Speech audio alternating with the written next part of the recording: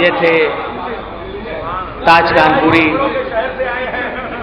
جو مخصوص انداز میں منظوم خراج عقیدت پیش کر رہے تھے. حضرات، ہماری یہ خوش نصیبی ہے کہ ہمارے بیچ ڈائریکٹر سول ایویشن جناب سید ناصر علی صاحب یہاں پر موجود ہیں، اور میں ان سے گزارش کر رہا ہوں کہ وہ آئیں اور اپنا نثری نذران عقیدت بارگاہ علی ابن ابی طالب میں پیش کریں. آپ حضرات نعرہ صلوات سن کر استقبال کریں. بانیان محفل اور سامعین السلام علیکم. سب سے پہلے میں ایک بات آپ کو کہنا یہ چاہتا ہوں جو ہمارے لیے بھی اور آپ سب کے لیے بھی باعث افتخار ہے کہ یہ آج جو یہ محفل منعقد ہو رہی ہے اس میں اللہ کی رضا شامل ہے. سند میں دے رہا ہوں. ہوا کیا، کل رات کا وقت تھا، عشاء کی نماز، آفس سے آنے میں دیر ہوئی، دیر سے پڑھ رہے تھے. ایئرپورٹ سے فون آیا کہ کل صبح میں جو ایئرپورٹ کا افتتاح ہو رہا ہے، آپ لوگ آج دیکھے بھی ہوں گے، ٹرمینل 3 کا، جس میں ہمارے معزز پردھان منتری اور انہیں کے ہاتھوں افتتاح تھا، اور چونکہ یہ میرے محکمے کا سے تعلق رکھتا تھا اس لیے میرا وہاں رہنا ضروری تھا. فون آیا کہ آپ صبح میں کس وقت آ رہے ہیں تاکہ آپ کے لیے وہاں کوئی لوگ موجود رہیں گے ایئرپورٹ پر. میرے لیے تذبذب کا عالم یہ تھا کہ ایک طرف بابو بھائی تنویر الحسن صاحب، ان کا اصرار کہ ہر حالت میں آنا ہے، اور ان کا خاص طور پر یہ کہ میری عزت کا سوال ہے. میں نے استخارہ دیا. اب سند میں دے رہا ہوں کہ استخارہ کیا ہے. میں نے اس فون پر یہ کہا کہ میں 10 منٹ کے بعد میں بتاتا ہوں کہ میں صبح کتنے بجے پہنچوں گا. میں نے استخارہ دیکھا کہ بنارس جانا ہے محفل میں کیا کروں.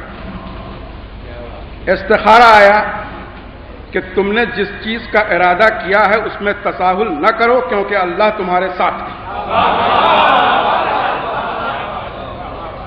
اور جب یہاں تک اللہ میرے ساتھ ہے اور آپ سب میرے ساتھ ہیں تو اللہ آپ سب کے ساتھ ہے.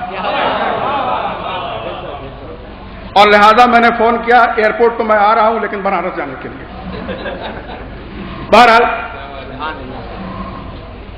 یہ جشن مولود کعبہ جس کا اہتمام بہت احتشام کے ساتھ منعقد کیا جا رہا ہے، میں مبارکباد دینا چاہتا ہوں بابو بھائی کو اور ان کے تمام رفیقان کو جنہوں نے اس کو انعقاد کیا. دیکھیے میرے سامنے معزز پروفیسر صاحب موجود ہیں، بڑی بڑی ہستیاں جو دانشور ہیں وہ سامنے موجود ہیں. ابھی میرے بھائی نے یہ کہا کہ اس مجمع میں 70% نوجوان ہیں. میں کہوں گا جسمانی طور پر تو 90% جوان ہیں اور ذہنی طور پر 100% جوان ہیں، کیونکہ جس ذہن میں منقبت مولا علی ہے وہ کبھی بوڑھا ہو نہیں سکتا. میں بزرگوں سے معذرت کے ساتھ اپنے نوجوان دوستوں اور بچوں کے لیے کہ دیکھیے ہم لوگ کہہ دیتے ہیں مولود کعبہ، کیا واقعی مولود کعبہ ہونا فضیلت ہے؟ ایک سوالیہ. دیکھیے علی کیا اگر کعبے میں پیدا نہ ہوتے اور شیب ابی طالب میں پیدا ہوتے یا رسول کے گھر پیدا ہوتے یا کہیں بھی پیدا ہوتے تو کیا ان کی منزلت میں کوئی کمی رہ جاتی؟ اس کائنات کا سب ذات واجب کے بعد جو معتبر ترین جو شخصیت ہے وہ رسول اکرم کی ہے. وہ تو کعبے میں پیدا نہیں ہوئے لیکن ان کے کعبے میں پیدا نہ ہونے کی وجہ سے ان کی منزلت میں کوئی کمی ہو گئی کیا؟ دیکھیے ہوا کیا، علی کے مقصرین وہ ہمیں چھوٹی چھوٹی باتوں میں الجھا کر کے جو اصل مقصد ہوتا ہے اس سے ہمیں ہٹا دیتے ہیں. لوگوں نے کہا علی کعبے میں پیدا نہیں ہوئے. جب ان کے سامنے ایک تاریخ اٹھا کے رکھ دی گئی،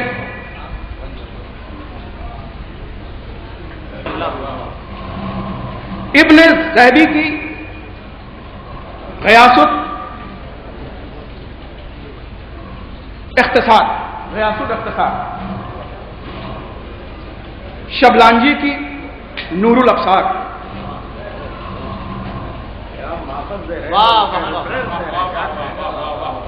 محمد بن یوسف الشافعی کی مستند کتاب. یہ کتابیں کتب اہل تشیع سے نہیں. اور میں آپ کو یہ یقین دلانا چاہتا ہوں کہ یہ تو میں نے کچھ کتابیں دی، میں ان کتابوں کی باڑ لگا دینا چاہوں تو لگا دوں جس میں ایک بھی کتاب اہل تشیع کی نہیں. سبوں نے متفق ہو کر یہ فیصلہ کیا کہ علی کعبے میں پیدا ہوئے، تمام دلائل کے ساتھ.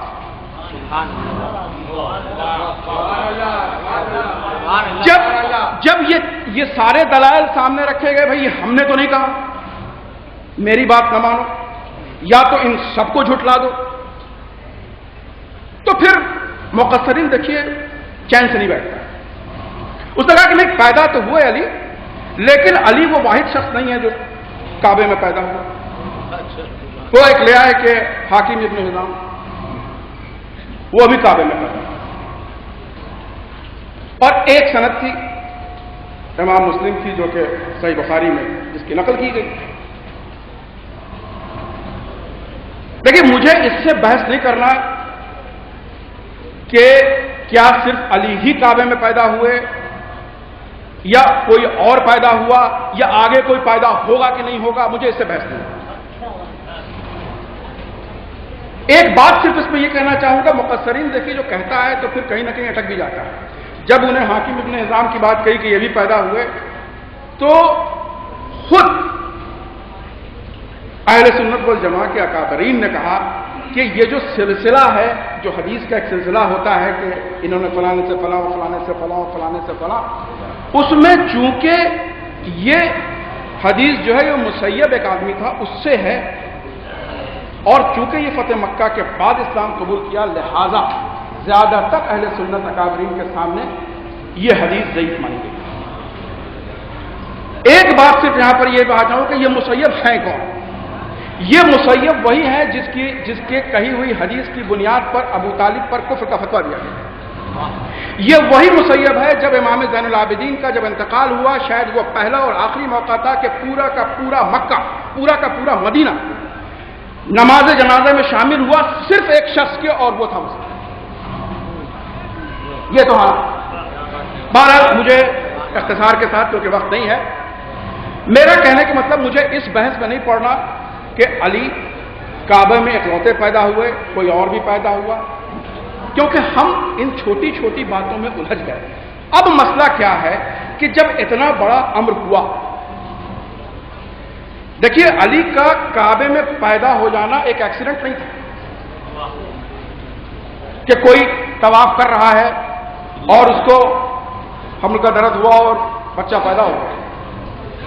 فاطمہ بنت اسد کا کعبے کے نزدیک آنا، کعبے کی دیوار کا شق ہونا، فاطمہ بنت اسد کا کعبے میں داخل ہونا، دیوار کا پھر مل جانا، 3 دن تک علی اور فاطمہ بنت اسد اندر رہیں، علی کا آنکھ نہ کھولنا، رسول کا آنا، رسول کے گود میں جانا، آنکھیں کھولنا، چاروں آسمانی کتابوں کی تلاوت کرنا، یہ اللہ کی ایک سوچی سمجھی ترکیب تھی. میں بتانا چاہتا ہوں کہ وہ کیا بات تھی.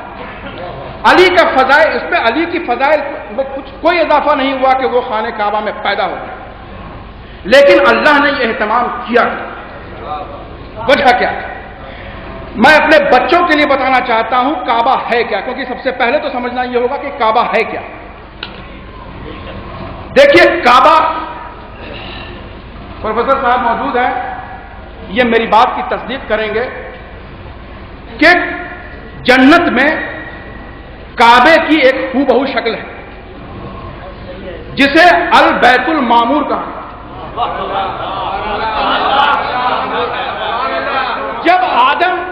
جب آدم جنت سے نکالے گئے، اس زمین پر تشریف لائے، تو اللہ کے حکم سے انہوں نے ایک گھر بنایا جو کہ ہو بہو شکل تھی، کیونکہ جنت میں بس ایک ہی گھر تھا جس کا نام تھا بیت المعمور۔ کعبہ وہی ہو بہو شکل جو بیت المعمور تھا، وہ اس کی بنیاد ڈالی گئی۔ اس دنیا میں پہلا جو مکان بنا وہ کعبہ تھا۔ کعبہ توحید کی علامت تھی۔ پہلا مکان جو اللہ کی طرف منسوب ہوا، توحید کا سمبول بنا، اور وہیں سے توحید اور طاغوت کے بیچ میں جنگ شروع ہوئی۔ طاغوتی طاقتیں ہمیشہ توحیدی طاقتوں سے نبرد آزما ہوتی رہی۔ اب یہ کعبہ توحید کی علامت تھا، اور وقت بدلتا رہا، کبھی توحید آگے، کبھی طاغوت آگے، کبھی یہ سلسلہ چلتا رہا، اور یہ سلسلہ پہنچا جناب ابراہیم۔ اللہ نے حکم دیا، اس وقت تک کعبہ مسمار ہو چکا کہ دوبارہ کعبے کی تعمیر کی جائے، کیونکہ اس وقت دنیا پھر طاغوتی طاقتوں میں گھر چکی تھی اور توحید کا کوئی نام لیوا نہیں تھا۔ جناب ابراہیم اور جناب اسماعیل نے مل کے جس کعبے کی بنیاد دوبارہ ڈالی، اور جو کعبہ آج تک چل رہا ہے، یہ پھر توحید کی علامت ہے۔ پھر وقت بدلا، عرب کی بدو قوم، یہ ناشکر انسان، اللہ نے خود اس کا واویلا سورہ قرآن کی کتنی آیتیں ہیں، سورہ رحمان ہے، ہر اللہ نے گناہ کیا۔ ایک جگہ اللہ کہتا ہے، ہمارے بزرگ موجود ہیں، کہ اس انسان کی اوقات کیا تھی، یہ محض گوشت کا ایک لوتھڑا تھا، ہم نے اس میں ہڈیاں ڈالی، ہم نے اس پہ چمڑے چڑھا دیے، ہم نے اس میں زندگی بخش دی، اور پھر جب ہم نے زندگی دے دی تو پھر ہم اسے کرنے لگا۔ یہ اللہ کا شکر چلتا رہا۔ اب کیا ہوا، ایک دور ایسا آ گیا کہ یہی کعبہ جو توحید کی علامت تھا، وہ بتوں کی آماجگاہ بن گیا۔ ایسے حالات میں جب اللہ لامکان، اللہ چاہتا تو اس ساری کائنات کو چشم زدن میں ختم کر سکتا تھا، کیا کیوں نہیں؟ کیونکہ اللہ خود کہہ رہا ہے قرآن میں کہ جب بھو کا عالم تھا، جب کچھ نہیں تھا، تو میں نے سوچا کہ میں پہچانا جاؤں، اور جب میں پہچانا جاؤں جس کے لیے اس نے اس انسان کو خلق کیا۔ دیکھیے اشرف المخلوقات قرآن میں اللہ نے کہیں نہیں کہا، اللہ نے قرآن میں صرف ایک ہی لفظ استعمال کیا انسان کے لیے، کہا احسن تقویم، ایک حسین سی خلقت ہم نے کی۔ لیکن یہ احسن تقویم جو تھا، اس نے کیا کیا، وہ کعبہ جو توحید کی علامت تھا، اس میں لات، منات، عزا، پتہ نہیں نہ جانے کتنے کتنے، ہبل، نفائل، کتنے 360 بتوں کا اڈا بن گیا تھا خانہ کعبہ۔ اور میں دعوے کے ساتھ کہہ سکتا ہوں پوری دنیا میں کوئی ایسا مقام نہیں تھا جہاں اتنے سارے خود ساختہ خدا موجود تھے ایک جگہ پر۔ یہ کھلا ہوا چیلنج تھا توحید کا۔ ہم نے بتایا کہ اللہ نے خلقت کیا انسان کو صرف اپنے آپ کو پہچاننے کے لیے، توحید کے لیے۔ اللہ کہتا ہے کہ میں چاہتا تو انہیں بھی توحید کے سبق کے ساتھ پیدا کرتا، جیسے میں نے جانوروں کو پیدا کیا، نباتات کو پیدا کیا، میں اس کو کر سکتا تھا، لیکن چونکہ ہم نے اسے ایسے تقویم بنایا، اسے عقل سلیم عطا کیا، لہذا ہم پہچانوانا تو چاہتے تھے لیکن عقل سلیم کی بنیاد پر۔ لیکن اب ایسے حالات میں اللہ کرے کیا؟ ایسے حالات میں اللہ نے یہ پوری، جس کو ہندی میں کہتے ہیں پرشٹھ بھومی رکھی گئی، علی خانہ کعبہ میں پیدا ہوئے اس لیے نہیں کہ ان کی فضیلت میں اضافہ ہوگا، بلکہ جب 3 دن تک علی نے آنکھیں نہیں کھولی، کیوں نہیں کھولی؟ کہ رسول آ جائیں گے، ان کا چہرہ دیکھ لیں گے، تب پھر ان کو دیکھیں گے۔ اب جب علی نے آنکھیں کھولی تو دیکھا یہ تو اللہ کا گھر 360 بتوں، کیونکہ عرب کے کیلنڈر میں 360 دن ہی ہوتے ہیں، ہر دن کے لیے خدا تھا۔ ایسے حالات میں علی پیدا کیے گئے کعبے کے اندر، گویا اللہ کہہ رہا تھا یہ دیکھو یہ میرے گھر کو انکروچ کر لیا گیا ہے، میرے گھر پر ان نام نہاد خداؤں نے قبضہ کر لیا ہے۔ اب توحید کا تقاضا یہ ہے کہ تم اٹھو، اور اس کے بعد جب رسول آئے، رسول کے گود میں آنکھیں کھولی تو محمد اور علی کے بیچ اشتراک کی وہ کہانی شروع ہوئی جو رہتی دنیا تک قائم رہی۔ اور کیا ہوا؟ 630 عیسوی میں جب رسول آئے فتح مکہ کے بعد، اندر گئے، علی نبوت کے شولڈر پر کھڑے ہو کر کے ان سارے خداؤں کو نیست و نابود کیا۔ دیکھیے یہ خداؤں کو تو اس گھڑی میں توڑا جا سکتا تھا، لیکن رسول کے سامنے وہ حالات موجود تھے۔ موسیٰ 40 دن کے لیے صرف پہاڑ کے اوپر گئے، ہارون کو صرف 40 دن کے لیے کہا گیا بس دیکھتے رہنا۔ اس 40 دن میں موسیٰ ہٹے، لیکن چونکہ ذہن نہیں بدلا تھا، لہذا 40 دن میں وہی قوم جو موسیٰ کی طرفدار تھی وہ ایک جانور کا پتلا بنا کے اس پر سردریز ہو گئی۔ لہذا اب محمد کے سامنے یہ تھا کہ دیکھو یہ ان کو توڑ دینے سے کچھ نہیں ہوگا جب تک ان کا ذہن نہ بدلا جائے۔ جب ان دونوں نے یہ دیکھ لیا کہ اب ذہن بدل گیا ہے تب توڑ۔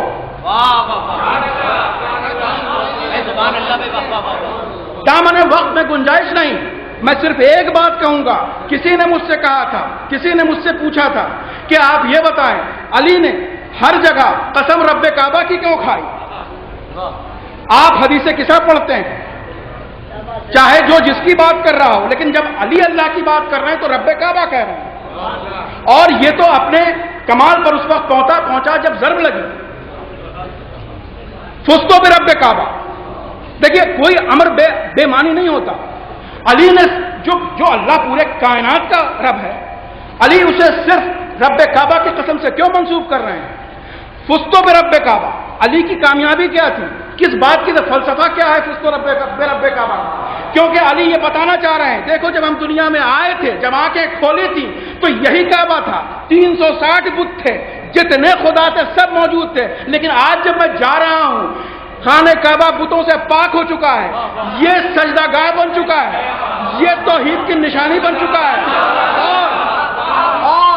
اور ایک ایسا نہ ختم ہونے والا سلسلہ ہم نے بنا دیا ہے کہ میری ولایت پر کے منکر تو ہوں گے، رسول کی رسالت پر شک تو کریں گے، لیکن توحید پر شک نہیں ہوگا۔ یہی علی کی جیت تھی، یہی محمد کی جیت تھی۔ دیکھیے مسئلہ ہوتا کیا ہے، علی کو پہچاننے میں چوک کہاں ہوتی ہے ہم سے، کیونکہ علی کو بغیر توحید کے پہچانا نہیں جا سکتا۔ ہم نے اگر جب بھی علی کو توحید کے بغیر سمجھا سمجھ میں نہیں آئے، لیکن جب علی کو توحید کے ساتھ سمجھیے گا علی کا ہر امر پہ سمجھ میں آئے گا۔ علی کا تلوار اٹھانا توحید کی طرفداری، توحید کے لیے علی نے اپنی تلوار میان میں رکھی، توحید ہی کی خاطر دشمن جب زیر ہو گیا تو سینے سے اتر آئے۔ لوگ کہتے ہیں بھئی خلافت کیوں نہیں مانگی، کیوں نہیں لی؟ بس وہی ہے کہ چونکہ توحید سے ہٹ کے سوچتے ہیں۔ علی کا خلافت نہ لینا توحید، خلافت لے لینا توحید، حسن کا صلح کرنا توحید، حسین کا جنگ کرنا توحید، جناب زینب کا بے پردہ ہو جانا اور امت کے حق میں بد دعا نہ کرنا یہ بھی توحید، جناب علی اصغر کا خون بہ جانا بھی توحید۔ یہ سارا سلسلہ ہے جو توحید کی خاطر ہوا، اور اسی لیے علی نے کہا فستو برب کعبہ۔ اب یہ حشر کے میدان تک ایک سلسلہ ہے، کچھ بھی کر لیں لیکن کعبہ جو ہے اب وہ توحید سے ہٹے گا نہیں، کیونکہ ہمارا آپ کا سب کا وارث ہمیشہ کے لیے موجود ہے۔ سبحان اللہ۔